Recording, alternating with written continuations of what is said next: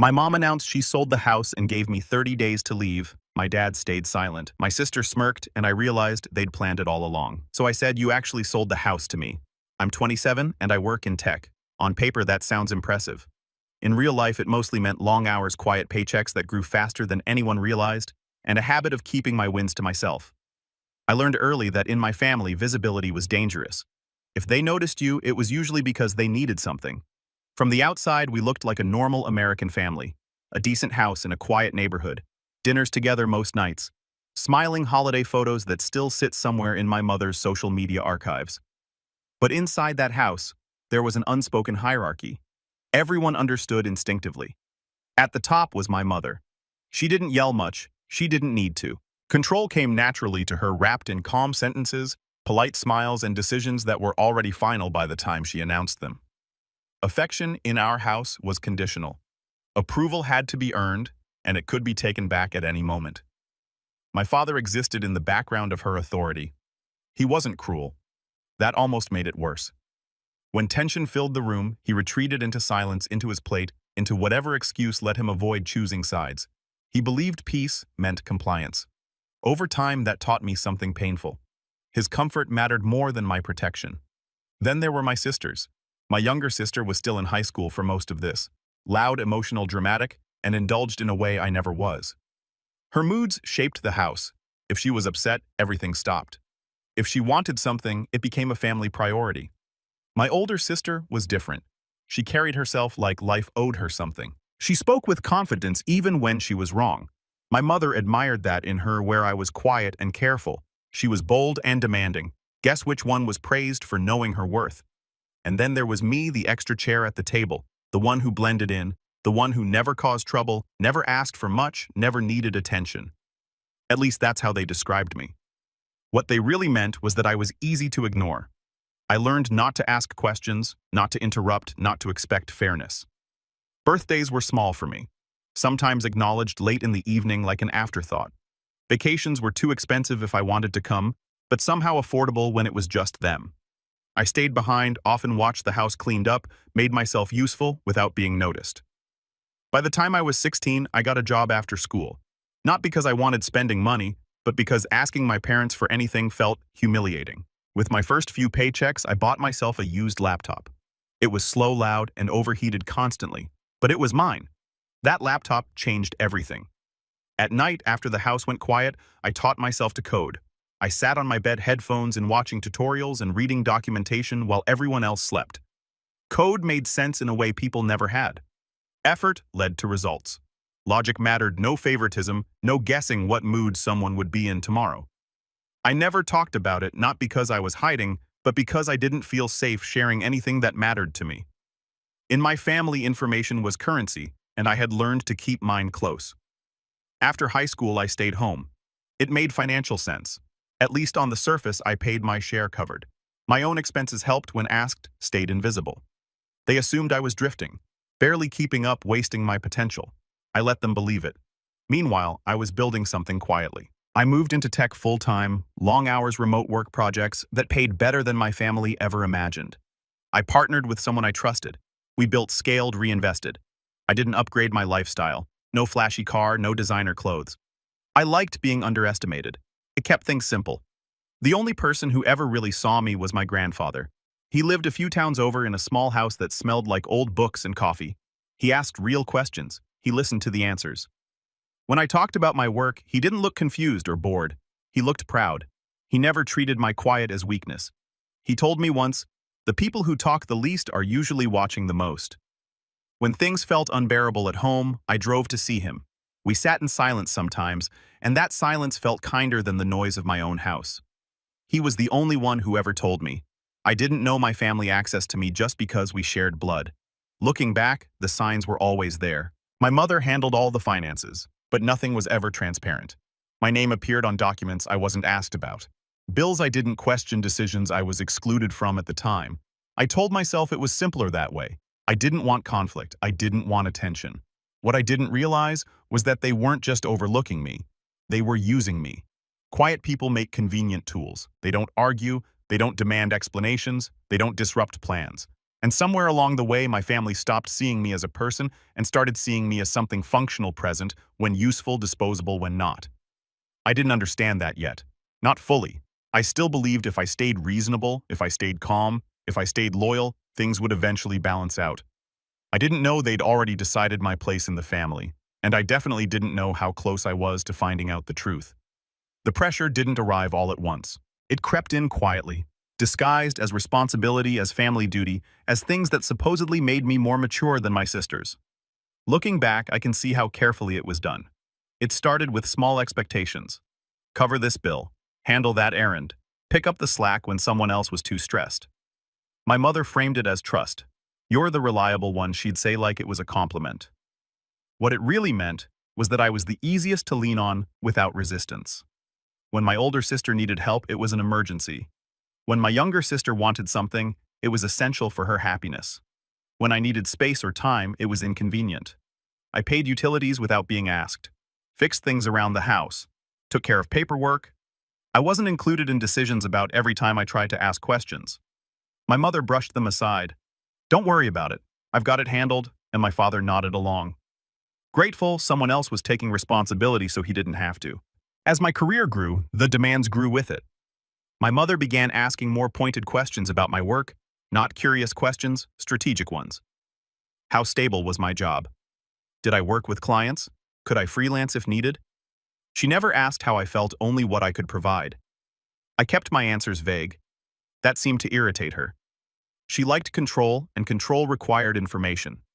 When she couldn't get it directly, she applied pressure instead. Passive comments at dinner. Comparisons to my sisters, jokes about how quiet people don't really go anywhere. The message was clear. Prove your worth or accept your place. Financially, the house became heavier. More repairs, more unexpected expenses. I noticed I was paying far more than my share. But whenever I brought it up, my mother reframed it. You live here too. You earn more than you used to. Families don't nickel and dime each other. That line always ended the conversation. At work, things were accelerating. Projects turned into contracts. Contracts turned into real money. I still lived modestly, but the gap between how my family saw me and who I was becoming widened every day. The more capable I became, the more invisible I felt at home.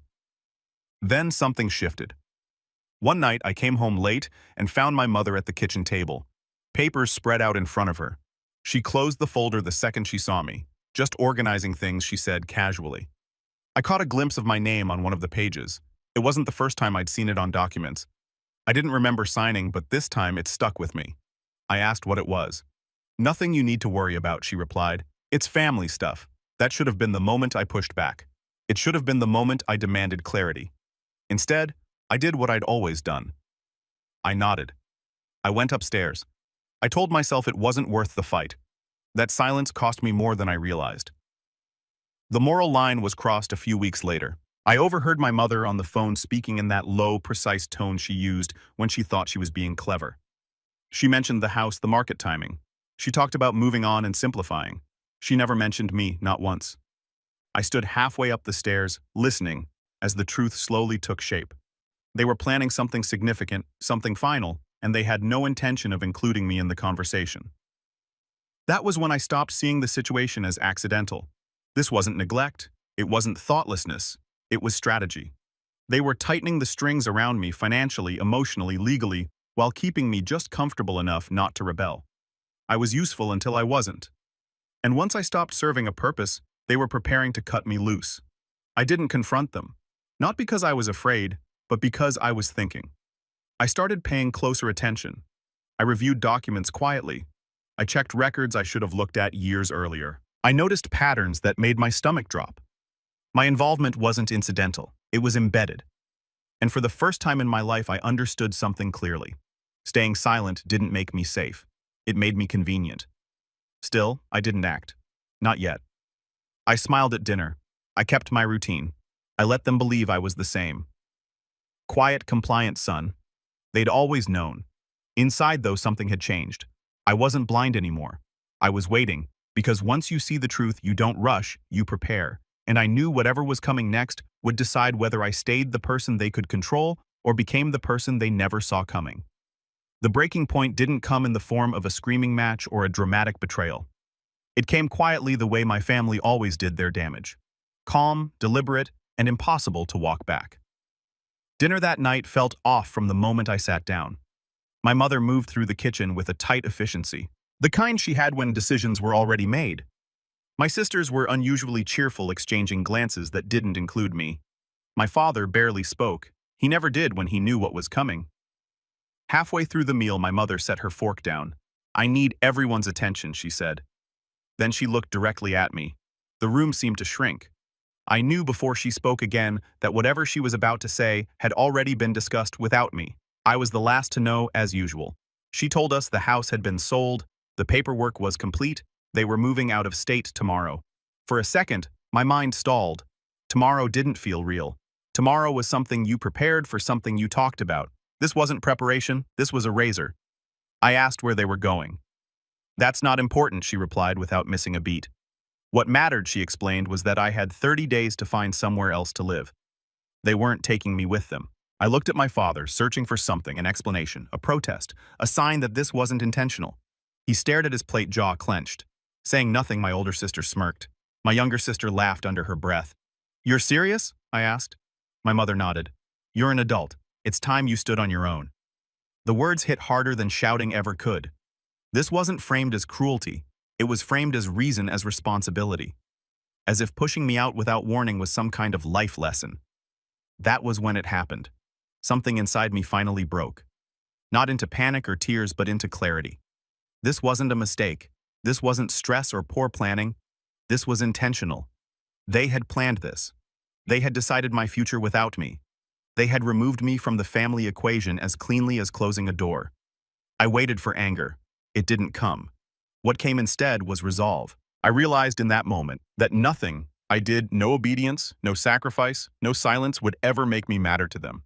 The version of me they valued only existed when I was useful. The second I wasn't, I was expendable. So I stopped arguing. I didn't beg, I didn't plead, I didn't raise my voice. I nodded, pushed my chair back, and stood up. "I understand," I said calmly. My mother looked surprised. She had expected resistance, tears, gratitude, maybe anything but acceptance. I went upstairs and closed my bedroom door and leaned against it. Listening to their voices float up the stairs, light relieved, already moving on. That was the moment I made my decision not to fight them, not to expose them, but to change everything quietly. They thought they had ended my place in that house. What they didn't know was that by trying to remove me, they had crossed a line they couldn't uncross, and the next move wouldn't be theirs. It would be mine. The first thing I did after they left wasn't panic. It was paperwork. The house felt too quiet that morning. Empty rooms, bare walls, the sound of my own footsteps echoing back at me. But instead of packing, I opened my laptop and pulled up files I hadn't touched in years. Accounts, contracts, old emails, things I'd signed without thinking twice, because family wouldn't hurt me. Right. That illusion died quickly. Buried beneath years of routine payments and shared responsibilities was a simple, undeniable truth. Far more than they realized was tied to me, not emotionally. Legally, utilities in my name, insurance policies I paid, renovations I'd funded, and then the big one, the detail that made my hands go still on the keyboard. The house, not all of it, was as cleanly theirs as they believed. Months earlier, when I'd stumbled across the online listing late one night, something in me had gone cold. They were selling the house while I was still living there. No warning, no conversation. I hadn't confronted them. I'd made calls instead. Quiet ones. Turns out when you're the one paying, when your name appears in the right places. When you act before emotions cloud judgment. Leverage builds itself, while they packed boxes and planned their fresh start. I secured my position legally, methodically, without drama.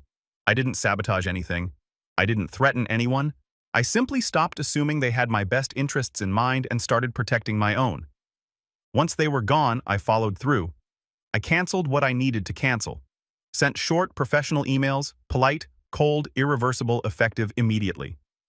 Per our agreement, this arrangement will no longer continue. No explanations, no justifications. Boundaries don't require speeches. Every message felt like reclaiming a piece of myself I'd given away too easily. Not revenge clarity, not anger control. The last call I made was to my grandfather. He answered on the second ring. They left. I said he didn't ask who. Didn't ask. He didn't ask why. He just said, Are you safe? That question alone nearly broke me. I drove to see him that afternoon. We sat at his kitchen table, the same one where I'd learned years earlier that quiet didn't mean weak. I told him everything. The sale, the dinner, the month I'd been given like an eviction notice disguised as parenting. He listened without interrupting. When I finished, he nodded once. I wondered how long it would take. He said, "For what I asked for them to mistake your silence for ownership." He supported me without conditions. No guilt, no pressure to reconcile, just steady reassurance that I wasn't cruel for choosing myself. People like your mother, he said gently, don't hear boundaries until they hit consequences. Back at the house, the transformation was slow but deliberate. I didn't redecorate to prove a point. I did it to breathe. Furniture replaced emptiness. Light returned to rooms that had felt hollow for years. The space stopped feeling borrowed. So did I. Internally, the shift was even sharper. I wasn't waiting anymore. Not for approval, not for permission, not for someone to finally notice me. For the first time, my life wasn't shaped around avoiding conflict. It was shaped around intention. They thought they'd removed me from their future. What they didn't realize was that by walking away, they'd given me the quiet I needed to step fully into my own power. And they still had no idea what they'd lost. They didn't call before showing up.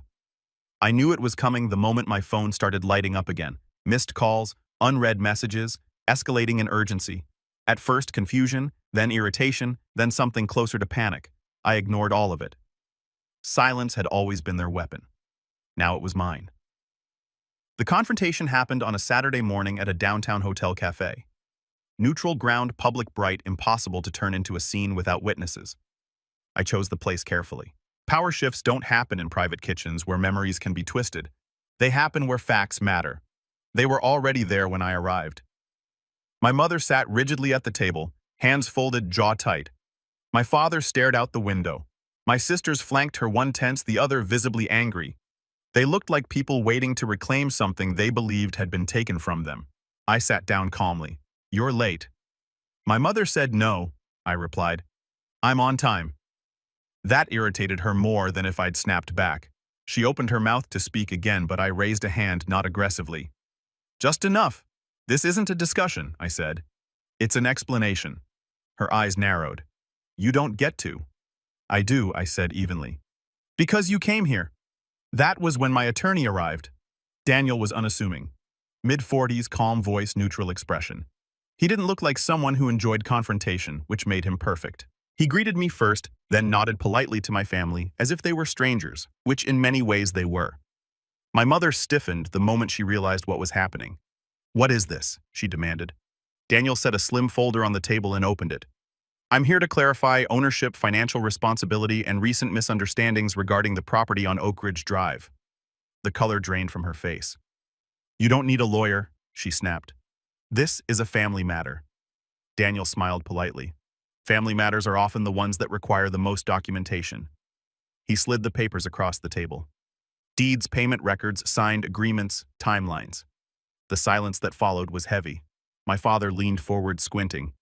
"What is this evidence?" Daniel said simply that Ethan is the primary financial contributor to the property in question, utilities, renovations, insurance, long-term payments, and he turned a page that he exercised his legal right of first refusal when the property was listed. My older sister laughed nervously. "That's impossible." "It's not," Daniel replied. "It's finalized." My mother stood up so fast her chair scraped loudly against the floor, heads turned at nearby tables. "You let us sell our house to you," she hissed. I met her eyes. "You sold it without telling me." "I bought it without telling you." Her mouth opened, closed, opened again. "That's deceitful." "No," I said. "That's legal." My father rubbed his face with both hands. "Why wouldn't you tell us?" I answered honestly. "Because you didn't ask. You didn't include me in any decisions. You didn't warn me. You didn't think I mattered." My younger sister jumped in. "If you had money, you should have helped us. We're struggling now." "The new place. You didn't struggle when you laughed at me." I said, my voice calm but firm. "You didn't struggle when you gave me 30 days to disappear." My mother's tone shifted, softening, recalibrating. "Ethan, listen. Things got out of hand. We didn't realize. You didn't realize what I asked, that I was capable, that I was paying attention, or that actions have consequences." She reached for my hand. I pulled it back. Daniel cleared his throat. To be clear, my client is not obligated to provide financial support. Any future contact regarding the property or finances should go through me. My mother looked at him like he was an intruder. We're his parents. Daniel nodded, and he's an adult. That landed harder than any insult. The cafe felt smaller now. My family started turning on each other. Quiet accusations, whispered blame. My older sister glared at my mother. My younger sister stared at the floor. My father looked tired, older than I'd ever seen him. I stood up. "This is where it ends," I said. My mother looked up sharply. "You can't just cut us off. I'm not cutting you off, you." I said, "I'm stepping away. That's the same thing." "No," I replied. "Cutting someone off is punishment. This is a boundary." I looked at each of them. "I spent my whole life trying to earn a place you never intended to give me. I'm done shrinking to fit your comfort." My father finally met my eyes. "We're still family." I nodded. "You're people I'm related to. That's not the same thing." I turned to leave. "This isn't over," my mother said behind me. I paused at the door, just long enough to look back. "For you, maybe." I said, "For me it is." I walked out into the sunlight, my shoulders lighter than they'd ever been. For the first time, I wasn't walking away in shame. I was walking forward with clarity, control, and a life that finally belonged to me. The fallout didn't explode the way movies make it seem. There were no dramatic apologies, no sudden transformations. Consequences rarely arrive with fireworks. They arrive quietly, and they stay. My parents struggled not catastrophically, but uncomfortably. The kind of struggle that forces reflection bills that required planning choices that couldn't be deferred. For the first time, they had to face a life without my quiet support, holding things together behind the scenes. My grandfather was the only constant. I made sure he was protected legally, financially, and emotionally. Nothing would touch him. That was non-negotiable. He never asked for anything. But he deserved everything I could give. When he smiled and told me he slept better knowing I was finally free, I knew I'd made the right choice. As for me, healing didn't happen overnight. It happened in small, steady ways, mornings without dread, evenings without tension. Celebrating my birthday without waiting to be remembered, hosting friends in a house that finally felt like mine. Not because I owned it, but because I belonged in it. Work continued. Life expanded. I stopped explaining myself. I learned something important in the quiet that followed. Walking away wasn't revenge. Revenge still keeps you tethered to the people who hurt you. What I chose was distance. Distance creates perspective. Perspective creates freedom. Family isn't defined by obligation or bloodlines. It's defined by respect. And respect doesn't require you to disappear so others can feel comfortable. The moment I stopped begging for a place at their table was the moment I built my own.